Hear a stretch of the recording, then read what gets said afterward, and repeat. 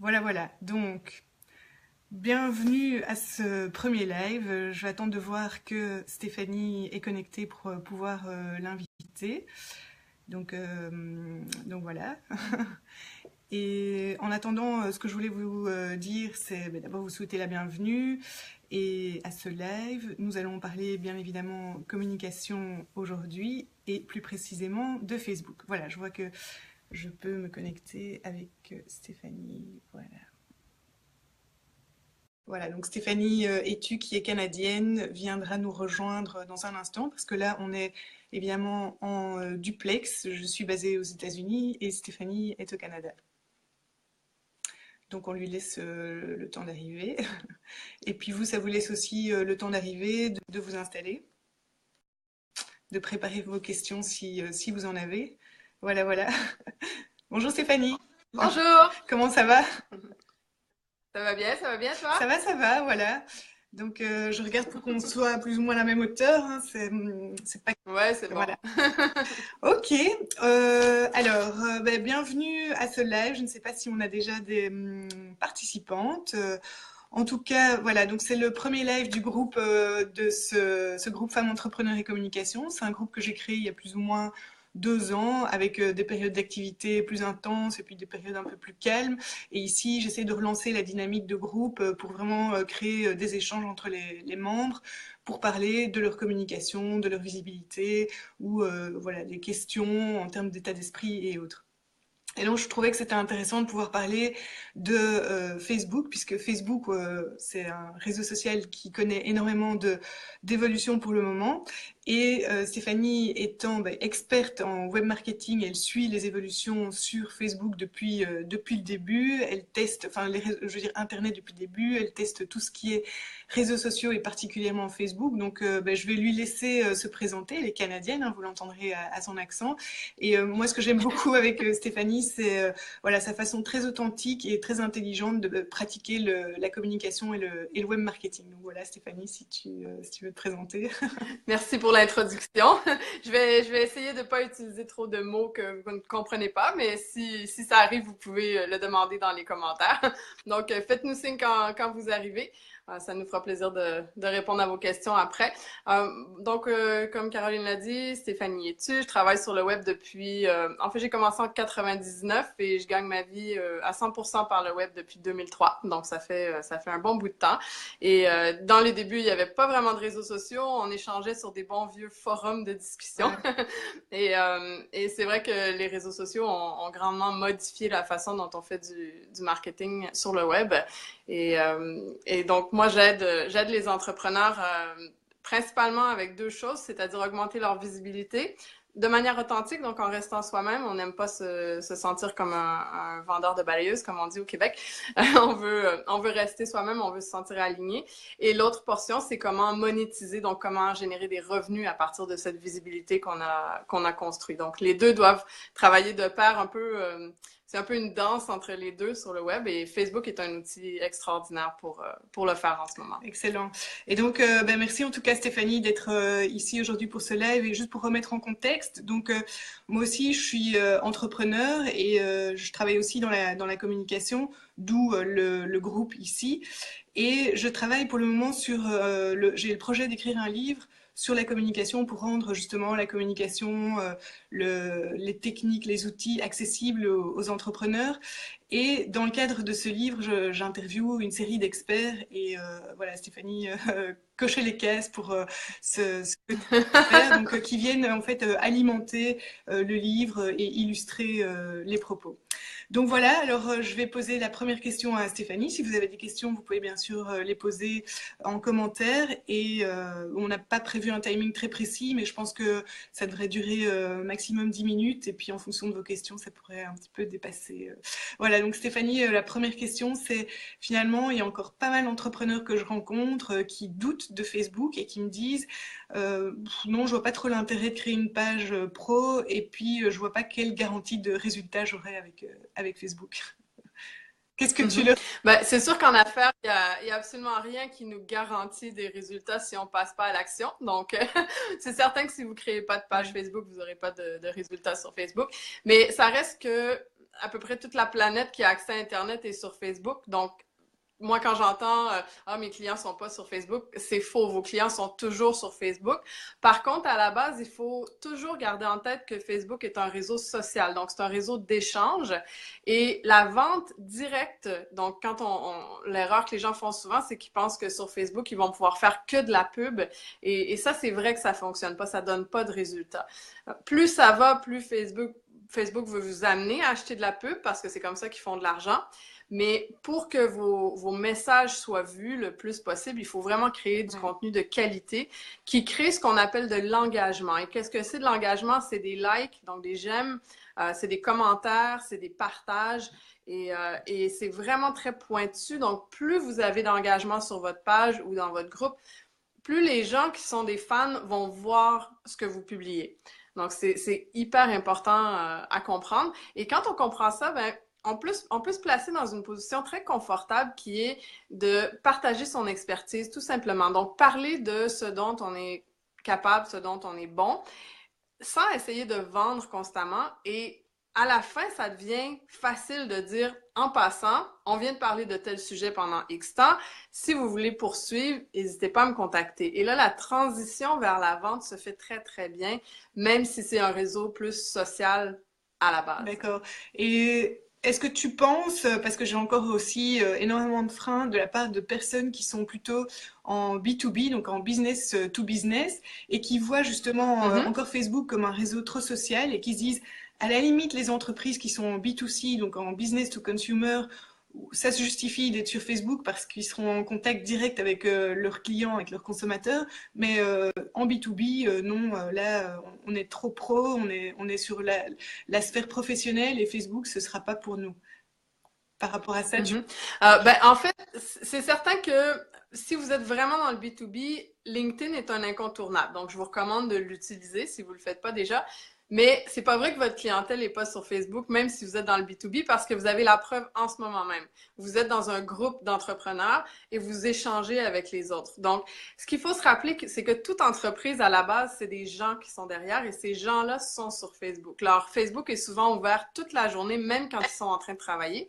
Et beaucoup de gens participent à des groupes d'échange qui sont des groupes B2B, mais sur Facebook, parce qu'ils sont beaucoup plus conviviaux et faciles à utiliser que sur LinkedIn.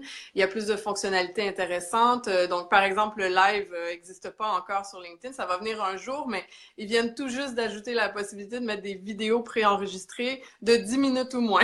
Donc, on sent qu'il y a un désir de s'en aller vers ça, mais on n'est pas rendu encore.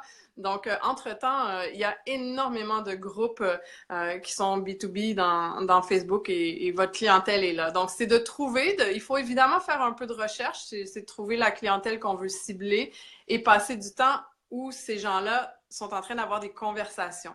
Donc, ça veut pas dire de juste écrire à tout le monde n'importe comment. Il faut vraiment prendre le temps de cibler. Mais si vous trouvez quelques bons groupes qui, comme celui-ci, j'ai pas lu tes règlements, mais probablement que tu interdis la pub, des trucs comme ça. Quand on a en place des mécanismes pour faire en sorte qu'il y ait des vraies conversations, c'est un excellent endroit pour faire de la business. Je vois tellement souvent passer dans des groupes quelqu'un qui dit « Ah, je cherche un webmaster, je cherche un graphiste, je cherche quelqu'un pour telle chose, pouvez-vous me recommander un outil? » Donc, les gens sont en mode « Je veux de l'information avant d'acheter. » Et donc, que ce soit dans du B2B ou du B2C, c'est absolument possible sur Facebook. Moi, je suis entièrement d'accord avec toi et je suis convaincue que, évidemment, Facebook, c'est une opportunité énorme. C'est une manne qui rassemble des cibles et un monde vraiment incroyable. Donc, oui, je suis tout à fait d'accord. Facebook, c'est bon pour le business. Puis avec la publicité aussi, on peut, avec la pub aussi, on peut cibler de manière très précise les entrepreneurs, les micro-entreprises, les PME, les travailleurs autonomes. Donc, c'est possible aussi avec la portion publicité de cibler très précisément les entrepreneurs. Justement, par rapport à la publicité et pour les personnes qui sont déjà convaincues que Facebook, c'est une opportunité pour leur entreprise, pour leur activité, qui sont donc présents avec leur page et qui diffusent du contenu, qui appliquent les bons conseils, qui diffusent du contenu intelligent et pertinent et de manière régulière pour leur cible, et qui se disent, tiens, finalement, la pub, est-ce que ça ne devient pas une étape obligatoire parce que la portée organique des contenus naturels diminue. Donc, on sait que Facebook fonctionne avec un algorithme et que tout ce qu'on publie n'est pas vu par toute notre communauté. Mhm. Et donc, est-ce que la pub ne va pas devenir obligatoire? Est-ce que Facebook ne cherche pas à nous inciter à prendre de plus en plus de publicité? Ben, c'est certain que c'est leur objectif. C'est certain que c'est comme ça qu'ils font leur revenu, donc ils mettent tout en place pour le faire. Ce qu'il faut savoir, c'est que si vous avez une page pro et que vous avez en ce moment, disons, 100 fans, donc 100 personnes qui ont cliqué j'aime sur la page, statistiquement, il y a une moyenne d'à peu près 15% des gens qui sont vos fans qui vont voir vos messages quand vous allez les publier. Ça veut dire qu'à chaque fois que vous publiez quelque chose, sur vos 100 fans, il y en a seulement 15 qui vont le voir. C'est très déprimant, mais en même temps, c'est une moyenne. Donc, ce qu'il faut comprendre, c'est que si vous publiez du contenu qui crée de l'engagement, cette moyenne-là peut augmenter énormément. Donc, si je me prends comme exemple, je travaille sur le web à temps plein, tous mes revenus viennent du web. Et j'ai un gros 1500 fans sur ma page, ce qui est rien du tout comparé à plusieurs grandes entreprises.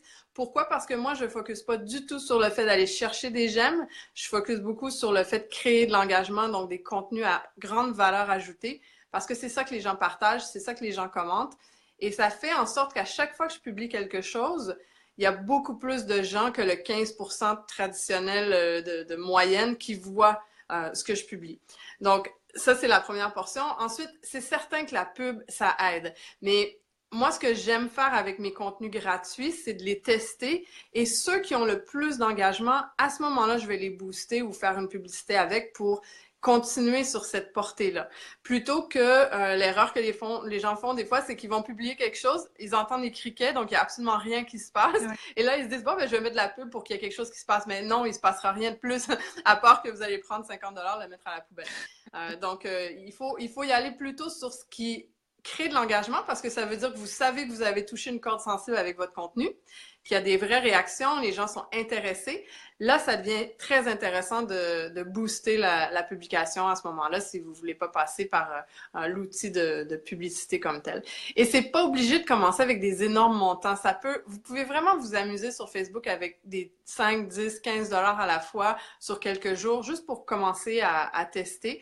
Et c'est pas quelque chose qui va nécessairement vous amener des ventes immédiates. C'est le même principe en fait, que quand on bâtit notre liste de courriels. Très souvent, quand on bâtit notre liste, on ajoute des gens qui s'abonnent tranquillement, qui viennent se demander notre cadeau gratuit ou quelque chose comme ça.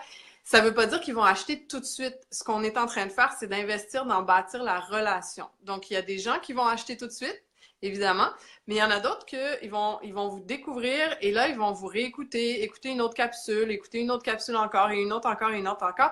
Et au moment où vous proposez quelque chose qui répond à un besoin qu'ils ont à ce moment-là, c'est auprès de vous qu'ils vont acheter plutôt que quelqu'un d'autre parce que la relation de confiance est créée. Ils aiment votre style, ils aiment votre énergie, votre façon de vous exprimer ou d'enseigner, etc.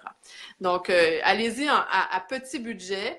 Oui, ça devient presque incontournable, mais c'est pas une obligation de le faire dès le départ. Commencez surtout à vous concentrer à créer du contenu qui va créer de l'engagement. Et une fois qu'on crée une publicité ou qu'on booste un post, comment on peut analyser les résultats qu'on obtient avec la publicité boostée? Donc moi récemment, typiquement, j'ai boosté un post, donc j'ai vu qu'en effet, j'ai eu telle audience, j'ai eu un taux de clic, j'ai eu pas mal de nouveaux j'aime sur ma page. Comment tu mesures les résultats d'un post boosté? Ou alors tu dois attendre d'avoir plusieurs posts boostés pour pouvoir faire des comparaisons? Oui et non. En fait, si vous voulez le faire de manière très technique, là, c'est un petit peu plus poussé, mais Facebook vous fournit un pixel. C'est une ligne de code que vous pouvez placer sur votre site web. Et si vous avez un shopping cart en ligne, ben, à ce moment-là, Facebook peut calculer s'il y a eu des ventes de générer. Donc ça, c'est la méthode qui va vous donner le retour sur investissement le plus précis. Donc si par exemple, vous avez 100 clics sur votre publicité, là, ça vous a coûté, je sais pas moi, 100 $, donc 1 $ par clic, et vous avez généré 3 ventes à 200 $ chaque, ben vous êtes capable de calculer qu'il y a un profit qui a été fait. Donc tu peux analyser, mais on n'a pas toujours... Tu analyses surtout quand ce sont des publicités, alors pas des posts. Ben, ça peut se faire avec les posts aussi. Ouais. Le pixel, s'il est en place, le même calcul peut se D'accord. faire. Vous pouvez faire un post sur un sujet en Oui. particulier et voir si ça génère des ventes. Mais à la base, voyez-le comme quelque chose d'encore plus grand. C'est-à-dire que vous êtes en train de bâtir votre marque personnelle ou votre marque d'entreprise. Donc, c'est un cumul de tout ça. Donc, si vous voulez le faire plus simplement, regardez si votre chiffre d'affaires augmente ou non. Simplement, Donc, ouais. si vous voulez pas vous casser la tête trop avec les stats, c'est sûr qu'il faut suivre nos statistiques, mais il faut faire attention de ne pas baser nos décisions sur des trop petits chiffres. Donc, par exemple, si vous vendez un produit, vous avez une page de vente et vous envoyez 100 visiteurs dessus, le taux de conversion moyen est de 2% à 3% si vous avez une bonne lettre de vente. Ça veut dire que pour chaque 100 visiteurs, vous allez avoir 2 ventes en moyenne. On ne peut pas décider que notre pub a été bonne ou pas si on n'a eu que 50 visiteurs, par exemple. Donc, il faut se donner du temps sur les résultats, le calcul des résultats et pas faire de la micro-gestion de nos statistiques. C'est évidemment intéressant de les suivre, mais il ne faut pas que ça devienne une façon de se flatter l'ego plutôt que...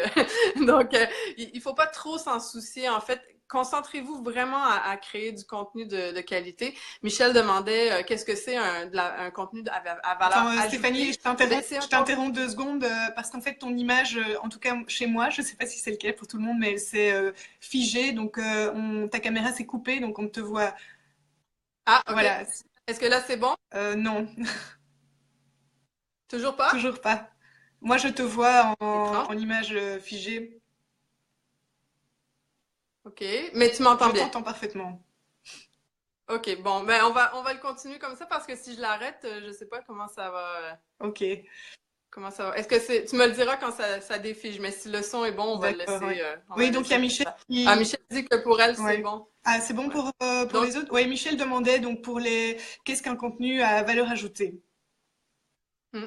Ben, en fait, c'est un contenu de qualité. Donc, placez-vous toujours dans la peau du consommateur quand vous posez ce type de questions-là. Qu'est-ce qui, pour moi, m'apporte quelque chose? Donc, par exemple, aujourd'hui, c'est un contenu à valeur ajoutée, en ce sens que vous avez deux experts qui viennent échanger sur un sujet. Donc, nous espérons que vous allez apprendre quelque chose. Et c'est ça le but, en fait. C'est que en faisant des Facebook Live, c'est sûr que les Facebook Live, c'est la chose en ce moment qui vous apporte le plus d'engagement sur Facebook. Pourquoi? Parce que tout le monde commente en cours de route. Donc, c'est vos posts qui vont avoir le plus de commentaires tout le temps. Il y a plus de gens qui partagent parce que si la vidéo a été intéressante, ils vont l'envoyer à un collègue, à une amie, quelque chose comme ça. Donc, c'est un post à valeur ajoutée, c'est quelque chose qui amène une réflexion, une prise de conscience ou un apprentissage aux gens. Et ça peut aussi être un petit chat mignon qui fait des niaiseries puis qu'on trouve ça drôle. Ça, il va y avoir beaucoup, beaucoup de vues, mais pas nécessairement des ventes. Donc, ici, on est dans un cadre d'affaires. Donc, on veut, en fait, enseigner quelque chose, ce qui nous permet de démontrer qu'on a une expertise, qu'on est crédible et qu'on est une personne de confiance. Et ça part d'un principe très, très simple, c'est que vous donnez avant de demander. Tout à fait. Donc, vous donnez de votre expertise et ça fonctionne dans toutes les industries. Si vous avez, je vais donner un exemple très bête, mais si vous avez à choisir un plombier pour refaire votre salle de bain, s'il y a un plombier qui vous a donné déjà quelques conseils dans le passé versus quelqu'un que vous ne connaissez pas qui vous envoie une pub, il y a fort à parier que vous allez aller vers la personne qui vous a donné des conseils. Parce que la relation de confiance est établie et ça va amener la vente par la suite. Tout à fait. Par rapport au live, je pense on a bien compris, on a bien conscience que le live, c'est une opportunité pour se donner de la visibilité, puisque les personnes vont recevoir une notification si elles sont abonnées à la page. Si on le fait sur sa page perso, il y aura aussi un système de notification. Ensuite, on peut réutiliser le live à d'autres fins, comme par exemple ici, celui-ci, Oui. on va l'utiliser. Moi, je vais l'envoyer par newsletter, je vais le publier sur ma page pro. Mais est-ce que le live, finalement, ne sert pas plus les personnes qui l'organisent, qui le font, parce que ça va leur donner de la visibilité, plutôt que les personnes voilà, que l'audience, que la cible? Qu'est-ce que tu penses par ça? Ben, ça dépend du contenu. Ça dépend du contenu. C'est sûr que si on passait 15 minutes ensemble à parler de la pluie et du beau temps, à se raconter comme on est bonne et comme on est extraordinaire et comme tout le monde devrait nous aimer, pas de valeur ajoutée. Mais si on enseigne quelque chose et que les gens, en l'écoutant, repartent avec des éléments qu'ils peuvent appliquer dans leur entreprise ou appliquer dans leur vie, ben ça, c'est de la valeur ajoutée. Donc, ça sert autant à ceux qui vont le faire qu'à ceux qui vont le recevoir quand le contenu est pertinent, en fait. C'est la base. Mais c'est la même chose avec un article de blog. Si vous écrivez un long article vide de 1000 mots, où vous vous gargarisez à raconter je sais pas quoi, ben oui, ça vous amène une page de plus qui peut peut-être être indexée dans Google et vous amener quelques visiteurs, mais ça amènera pas des ventes parce que le contenu est inutile. Quand on prend le temps d'écrire quelque chose de qualité qui amène vraiment une prise de conscience ou un enseignement aux gens, ben là, c'est utile autant pour la personne qui le publie que pour la personne qui le lit ensuite. Je suis entièrement d'accord avec toi, mais c'est vrai que j'ai déjà assisté à des lives que je trouvais plutôt contre-productifs parce que finalement, il n'y avait pas beaucoup de contenu et on sentait que les personnes avaient fait le live plus dans une intention d'exploiter l'outil et de se rendre visible plutôt qu'une intention de partager du contenu. Ouais, ben historiquement, c'est le même principe qui a été utilisé dans les dernières années dans les webinaires. Si vous suivez des webinaires aux États-Unis qui utilisent des techniques de vente de webinaires, souvent c'est atroce. Ça dure 1h30. Vous avez 45 minutes où la personne vous raconte comment elle était pauvre et misérable et qu'elle est devenue riche en 2 mois. Et à la fin, on vous fait un pitch de vente pour acheter quelque chose de très cher. Donc, c'est un principe qui, malheureusement, fonctionne, que je déteste, mais qui fonctionne. Et quand on a des très grosses listes, on peut faire beaucoup, beaucoup d'argent avec ça. Moi, j'appelle ça la technique du feu de paille parce que souvent, on va peut-être réussir à prendre quelques poissons en cours de route, mais ces gens-là ne reviendront pas comme clients. Tandis que quand on le voit à long terme, ça change complètement la donne. Ouais. Là, en fait. Alors, ce qu'on voit aussi sur Facebook, grosse évolution ces dernières années, ce sont les groupes qui poussent comme des champignons. Et donc, comment on se positionne par rapport à ces groupes? Est-ce qu'il faut créer son propre groupe? Est-ce qu'il faut interagir sur les groupes existants? C'est quoi ton point de vue sur cette question? Ben, en fait, l'idéal, c'est de faire un peu des deux. Pourquoi les groupes sont nés et pourquoi ils sont si populaires? En fait, aux États-Unis, il y a une baisse de popularité tranquillement, mais pourquoi il y a une très grande popularité? C'est parce que ça revient à ce qu'on parlait tantôt. Sur vos pages pro, il y a à peu près 15%, 10% des gens qui voient vos posts parce que ça passe pas nécessairement sur leur fil de nouvelles.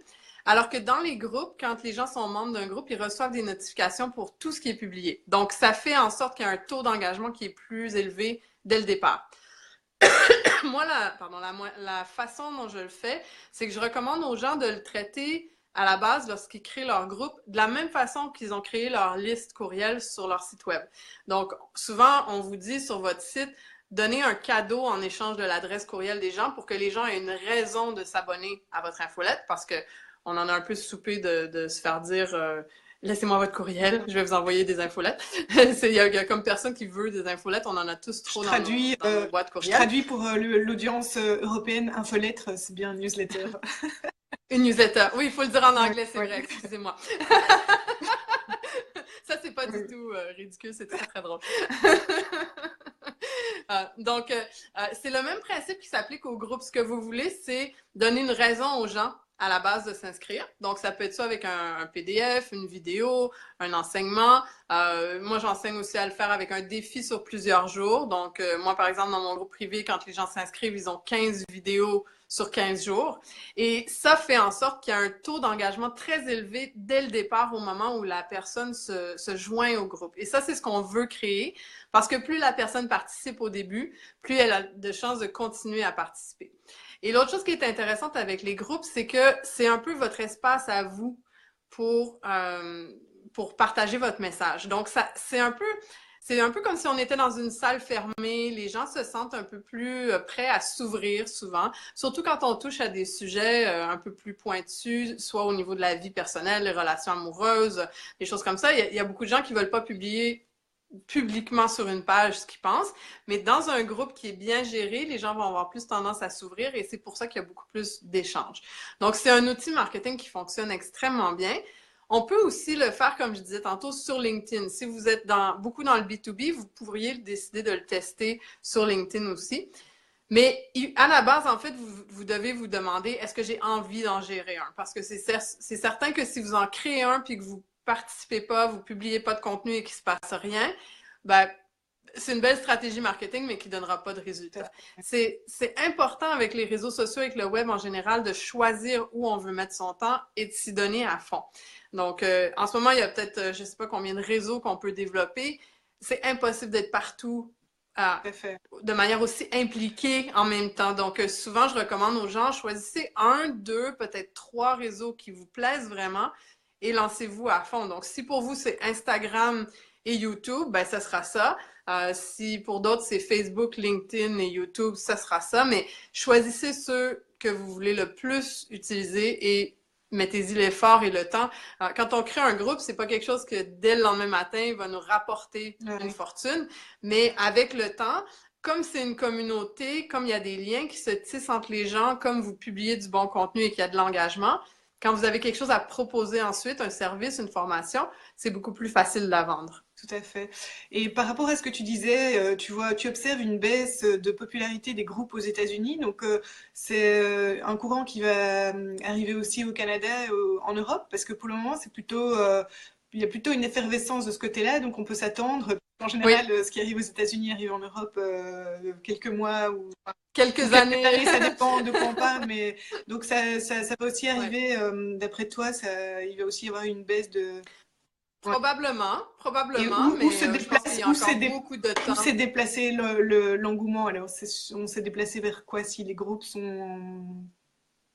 Ben, il y en a beaucoup qui vont vers la pub, tout simplement. Parce que quand on est capable, avec le pixel que je parlais tantôt, de calculer notre retour sur investissement exact et qu'on sait, par exemple, qu'à chaque fois qu'on investit 1 $ en pub, on fait 5 $ en profit, ben, il n'y a plus de raison de ne pas investir en continu parce que si je vous dis donnez-moi 5, je vous en redonne 25 à chaque fois, ben, vous allez me donner beaucoup de 5 $ pour avoir beaucoup de 25 $. Donc, c'est un peu le même principe.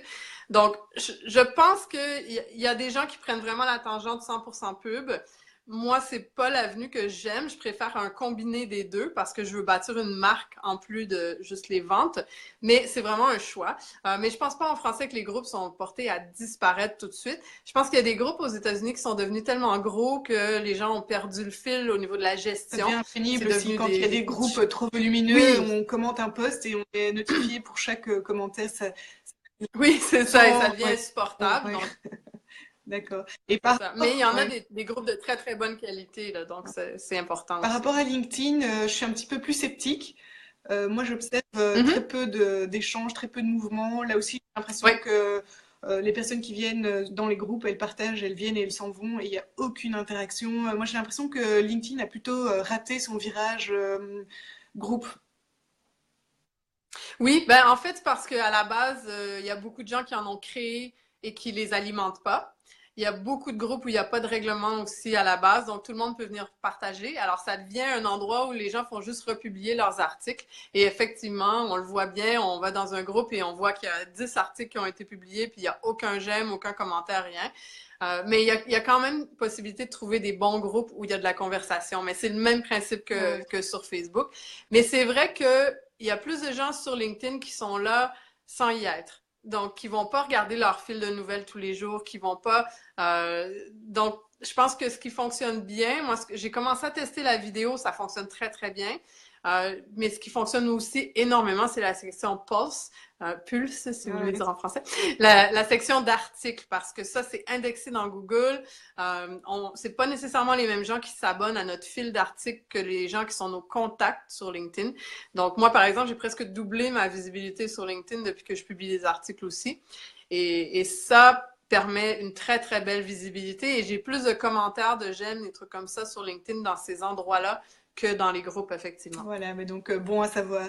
Alors revenons sur Facebook. Donc on voit toutes ces évolutions, l'algorithme, les lives, les groupes, la pub. Selon toi, c'est quoi la prochaine étape Facebook? Comment va évoluer ce réseau? Ben, ça va continuer à nous surprendre avec des choses qu'on ne s'attend pas. C'est sûr que leur objectif est de faire compétition à Google et donc à YouTube qui appartient à Google. Et ils font aussi compétition à la télé traditionnelle. Donc leur but est vraiment que vous passiez votre vie sur Facebook. plutôt que sur Google. Donc, on a vu apparaître le Marketplace, qui est comme un équivalent de Kijiji ou des petites annonces, des trucs comme ça. On a vu apparaître une section boutique sur nos pages, ce qui fait qu'ils s'en vont vers le e-commerce aussi. Ils ont ajouté aux États-Unis Facebook Watch, qui est comme un channel de YouTube. Donc, vous allez pouvoir avoir votre chaîne avec votre show quotidien ou hebdomadaire ou mensuel, comme vous le voulez. C'est vraiment comme une page d'émission. C'est pas encore disponible en français, mais ça va venir. Donc, ils essaient carrément de prendre le marché et de faire en sorte de nous garder complètement captifs pour qu'on n'ait plus à sortir. C'est excellent, mais en même temps, c'est important en tant qu'entrepreneur de ne pas mettre tous ses œufs dans le même panier. Parce que on l'a vu lorsque l'engagement, le reach a diminué beaucoup. Il y a des entreprises qui avaient investi des millions de dollars pour aller chercher des j'aime sur leur page et que du jour au lendemain, ils se sont retrouvés à devoir acheter de la pub pour faire en sorte que leurs fans qu'ils avaient déjà achetés voient leur publication. Et ça a été un cauchemar pour plusieurs entreprises. Donc, comme dans n'importe quoi sur le web, c'est important de ne pas mettre tous ses œufs dans le même panier parce que c'est comme de donner nos clés d'entreprise à quelqu'un d'autre, puis leur dire de le gérer pour nous. Et là, si ça ferme du jour au lendemain, bon, ce serait surprenant que Facebook ferme, mais on ne sait jamais avec le web. S'il y a quelque chose qui arrive, vous perdez tout votre canal marketing. Donc, assurez-vous d'en avoir plus qu'un, c'est surtout ça. Mais on n'a pas idée trop de exactement qu'est-ce qui s'en vient. On sait juste que ça change constamment, que c'est hyper chiant parce qu'on se lève un matin, il y a un nouveau truc, mais ça fonctionne pas. Là, ils viennent d'ajouter le partage d'écran dans les lives, ce qui va être très intéressant pour faire des tutoriels. Je l'ai testé, c'est pas au point, mais quand même, ça va venir.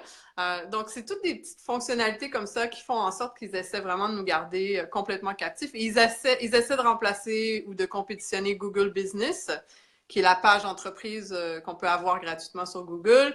Ils essaient de faire en sorte que les entreprises pensent même pas à se faire un site web, mais fonctionnent juste avec leur page pro en ajoutant des fonctionnalités, des choses comme ça. Donc, c'est un peu leur grand objectif, en fait, c'est devenir un Internet parallèle où vous quittez jamais. Oui, et donc Facebook ne doit surtout pas se substituer au site Internet parce que moi, c'est ce que je dis tout le temps à mes clientes, c'est que le site Internet, c'est chez vous, c'est votre propriété. C'est ça. Vous en faites ce que vous voulez, vous pouvez mettre vos pubs, enfin vos appels à l'action Oui. où vous voulez, tandis que Facebook, il y a quand même un écran qui est figé, et puis si du jour au lendemain Facebook décide de vous jeter dehors parce que vous avez fait un petit pas de travers, vous perdez un petit peu tout ce que vous avez bâti. Donc, oui, effectivement, ça c'est un point qui est important. On a vu des marketeurs en francophonie aussi se faire bloquer de Facebook pendant quelques jours. Si je peux partager un petit truc là-dessus, assurez-vous toujours que sur votre page pro et dans vos groupes, il y a un deuxième administrateur au minimum. Donc, que vous soyez jamais la seule personne qui est administrateur. Vous avez tous une amie, là, que vous pouvez nommer, quelqu'un en qui vous avez confiance, un collègue, quelconque.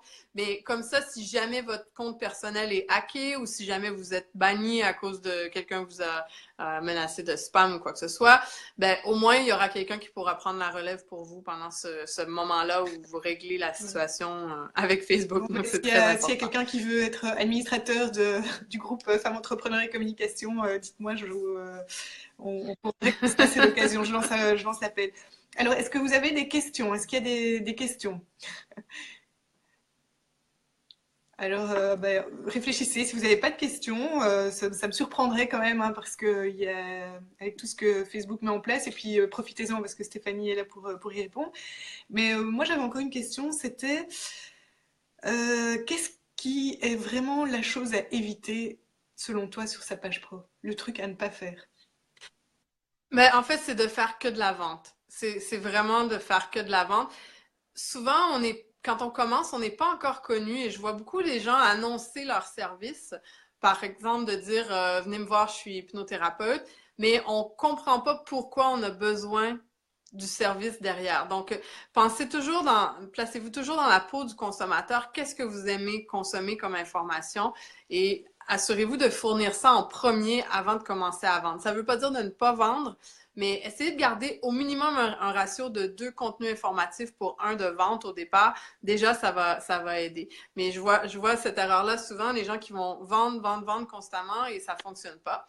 L'autre chose qui fonctionne pas, c'est de publier que des belles images de citations, ou de repartager que du contenu des autres. Donc, ça prend vraiment du contenu pertinent de votre part. Les citations, c'est correct d'en publier, mais assurez-vous de toujours mettre un commentaire avec qui dit pourquoi vous la partagez, cette citation-là. Pourquoi elle est importante pour vous? Qu'est-ce que ça vous fait faire comme prise de conscience ou quoi que ce soit? Mais essayez de vraiment donner du contenu de qualité. À l'inverse, gênez-vous pas pour vendre aussi, par contre. Parce qu'il y a des gens qui vont tomber dans L'extrême le inverse. généreux à l'extrême et qui vont oublier de vendre. Et on est quand même en affaires. Et il faut vraiment se dire qu'on est en train de desservir notre client si on ne lui propose pas d'aller plus loin dans ce qu'on vient de lui enseigner. Donc, il faut se mettre dans cet état d'esprit-là et lui dire, je l'ai aidé à faire une prise de conscience, je lui ai enseigné quelque chose, je ne peux pas le laisser en plan devant rien.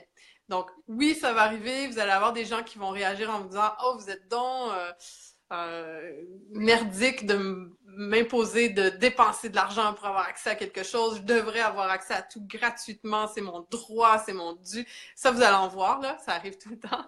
Et moi, je trouve ça très drôle, mais ces gens-là se poseraient même pas la question de payer leur épicerie. Ils n'arriveraient pas à la caisse en disant j'ai droit à ma bouffe gratuitement, pourquoi je dois vous payer? Donc, c'est le même principe qui s'applique en affaires.